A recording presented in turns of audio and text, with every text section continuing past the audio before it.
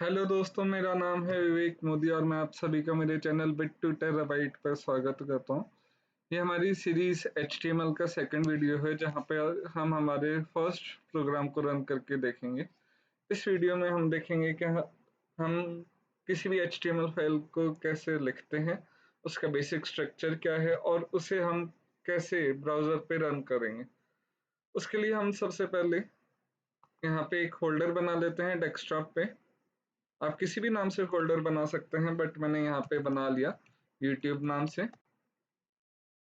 इस फोल्डर को हम सिंपली VS कोड के अंदर खोलेंगे। अगर आप लोगों ने VS कोड इंस्टॉल करते टाइम इसका शॉर्टकट बनाया है तो आपको यहाँ पे ऑप्शन मिल जाएगा ओपन विद कोड। अदरवाइज आप सिंपली इसको टर्मिनल के अंदर खोल सकते हैं। यहाँ पे हम CMD लिखेंगे, यहाँ पे हम लिखेंगे कोड स्पेस डॉट। ये हमारे फोल्डर को VS कोड के अंदर खोल देगा। देन इसके अंदर हम हमारी सारी फाइल्स को लिखेंगे और उसे ब्राउज़र पर रन करेंगे। हमारी फाइल्स जितनी भी फाइल्स होती हैं HTML की उसे हम .html एक्सटेंशन के साथ सेव करते हैं। फॉर एग्जांपल मैंने यहाँ पे लिखा index.html। .html लिखने का रीज़न ये है ताकि हमारे ब्राउज़र जो है वो इस फाइल को एज एन HTML समझ सके, उसे रीड कर सके। अगर फॉर एग्जांपल मैं यहाँ पे टेक्स्ट डॉट या टेस्ट डॉट text टेक्स्ट नाम से बनाता हूँ तो ब्राउजर इसको भी रन करेगा, समझेगा, but as an HTML code वो उसे रन नहीं कर पाएगा। फॉर एग्जांपल मैं यहाँ पे क्या करना चाहता हूँ, मैंने यहाँ पे लिखा H1 विवेक मोदी। यही मैंने कोड लिखा test.txt के अंदर। आप दोनों में डिफरेंस देख सकते हैं। जो HTML फाइल है उसके अंदर H1 टैग क्या होता है हम इसे आगे डिटेल में पढ़ेंगे, बट बेसिकली आप देख सकते हैं यहाँ पे हमारे H1 का कलर चेंज है और टेक्स्ट फाइल के अंदर इसका कलर जो है वो प्योर वाइट है। ऐसा क्यों?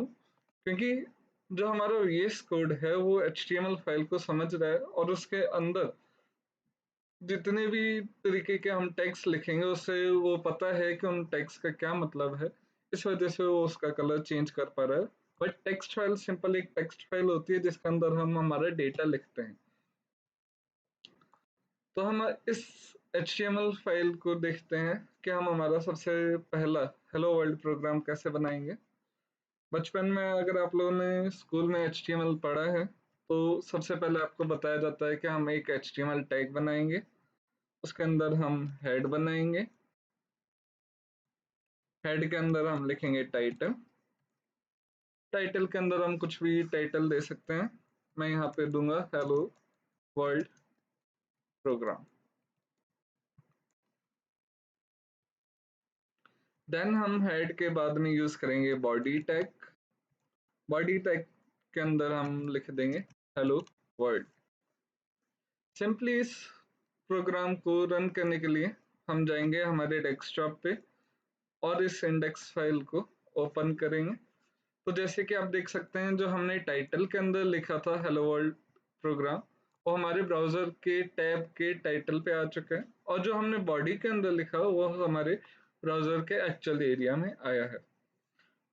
पर क्योंकि हम यहाँ पे प्रोफेशनल लेवल पर HTML सीख रहे हैं तो हम हमारे टाइम को बचाने के लिए कुछ एक्सटेंशंस का यूज करेंगे। अगर आप VS कोड का यूज कर रहे हैं तो बाय डिफॉल्ट इसके अंदर एक एक्सटेंशन आता है जिसका नाम है एमिट।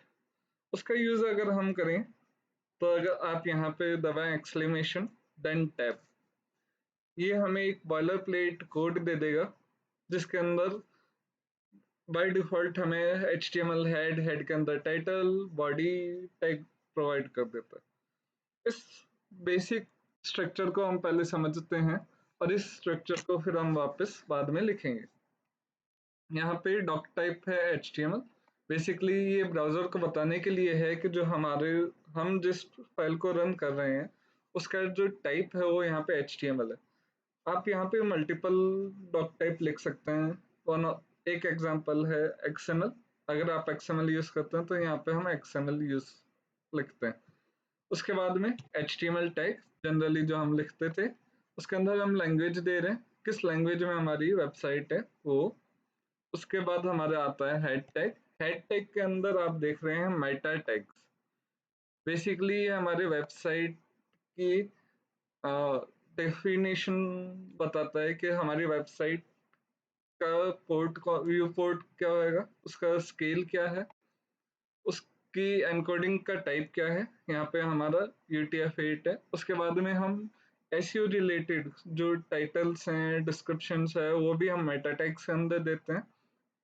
अभी हम इसको स्किप कर सकते हैं, तो मैं यहाँ पे इसको रिमूव कर दूंगा। टाइटल हमने देखा ही था कि ब्राउजर के टैब के टाइटल में ही आता है, और बॉडी जो भी हम ब्राउजर के एक्चुअल एरिया में लिखना चाहते हैं वो हम बॉडी के अंदर लिखते हैं। फॉर एग्जाम्पल मैंने यहाँ लिखा है हेलो वर्ल्ड। बट आप लोगों को बहुत बारी, अगर आप लोगों ने स्कूल में पढ़ा है HTML, तो आप लोगों को ये बताया गया होगा कि आपको बॉडी के अंदर ही लिखना है जो भी लिखना है, अगर आपको ब्राउजर पे शो करना है। पर हमने ये कभी इस चीज को चेक नहीं किया, क्या हम इसको हेड के अंदर भी लिख सकते हैं क्या। HC जैसा कि आप देख सकते हैं, मैंने उसे हेड के अंदर लिखा तो भी वो हमारे ब्राउजर के मेन कंटेनर पे आ रहा है। ऐसा क्यों? एक्चुअल में जो हमारे टैग्स हैं वो हमें हमारे ब्राउजर को बताते हैं कि उस टैग का एक्चुअल में करना क्या है, कैसे वो ऑलरेडी डिफाइन है कि उस टैग से इफेक्ट क्या पड़ेगा। यहाँ पे हम अगर सिंपल टेक्स्ट लिखते हैं, वो कहीं पे भी लिखे हम HTML के अंदर, इवन मैं यहाँ पे कोई भी टैग नहीं लिखता हूँ, सीधा हेलो वर्ल्ड लिखता हूँ, तो भी वो हमारे ब्राउजर के मेन एरिया में रिफ्लेक्ट करेगा। तो वो जरूरी नहीं है कि हम उसे बॉडी के अंदर ही लिखें, but it's a good way कि हम उसे बॉडी के अंदर लिखें। इसके बारे में हम और डिटेल में बाद में पढ़ेंगे कि हम इसे बेसिकली बॉडी के अंदर क्यों लिखते हैं, वो कैसे काम आता है। बट अभी आप ये समझ लीजिए कि आप विदाउट एनी टैग भी आप डायरेक्टली HTML को लिख सकते हैं। अब मान लीजिए कि मैंने यहाँ पे कोई भी चेंज किया, हेलो वर्ल्ड की बजाय मैंने मेरा नाम लिख दिया hello Vivek, this is HTML। मैं इस फाइल को सेव करूंगा। ब्राउजर पे रन करने के लिए मुझे बार बार Ctrl+R दबाना पड़ेगा, तभी उसका रिफ्लेक्ट यहाँ पे आएगा। बट अगर हम ऐसे बार बार सेव करके ब्राउजर को रिफ्रेश करेंगे तो हो सकता है कि टाइम ज़्यादा लग जाए हमें, क्योंकि हमारा टाइम बचा के चलना है। तो हम यहाँ पे एक और एक्सटेंशन इंस्टॉल करेंगे जिसका नाम है live server by Ritwik Dey. आप सिंपली जाके इसे सर्च कर लीजिए, इंस्टॉल कीजिए।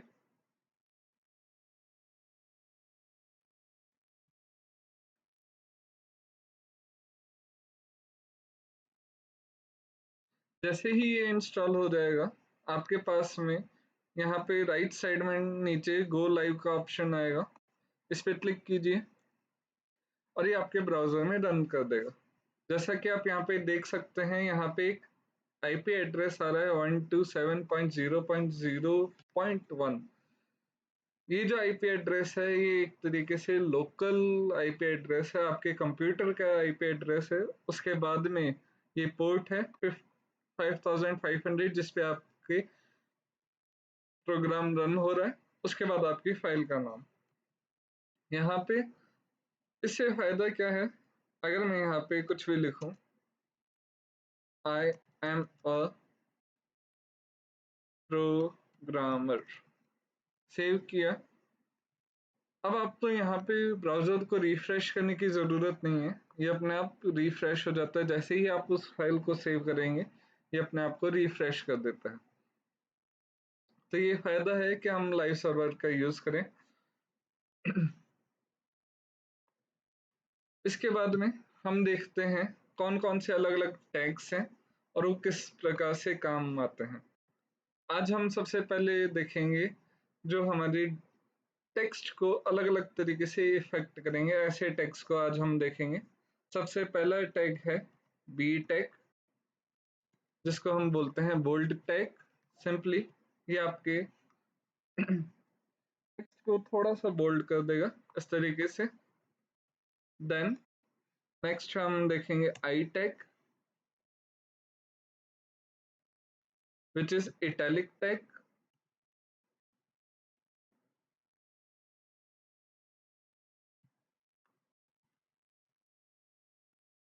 इटैलिक आपकी टेक्स्ट को थोड़ा सा टेढ़ा कर देगा। देन हम नेक्स्ट देखेंगे you tag, which is underline. Underline कुछ इस तरीके से दिखाई देगा। नेक्स्ट, अगर हमें बोल्ड दिखाना है और बड़ा दिखाना है हमारे टेक्स्ट को, तो हम यहाँ पे यूज कर सकते हैं H1 हेडिंग 1। तो हमारा हेडिंग 1 कुछ इस तरीके से दिखाई देगा। हमारे पास मल्टीपल हेडिंग्स होती हैं HTML के अंदर। हेडिंग्स के टैग्स मल्टीपल होते हैं H1 से लेकर H6 तक। इस तरीके से H2, H3, H4, H5 and H6। यहाँ हम क्लोज करेंगे सारे टैग्स को।